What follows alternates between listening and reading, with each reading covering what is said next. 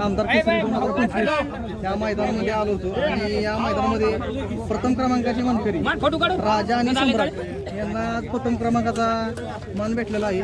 तर आपण राजा आणि सम्राट यांच्या जर मालकांशी संवाद साधणार आहे. तर आज गाडी कशी पळाली घाटाला तुमची? घाटाला आणि सेमीला इथं जेव्हा तुम्ही आज मैदानामध्ये आला होता तेव्हा म्हणजे वाटलं होतं की तुम्हाला की आज आपण इथं प्रथम क्रमांक मारू? वाटलं नव्हतं, पण गटाला चांगली गाडी पाहिली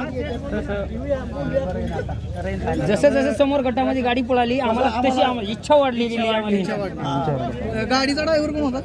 गाडीचा भाऊ म्हणे आमचा छोटा भाऊ आहे म्हणून त्यांनी गाडी मारली.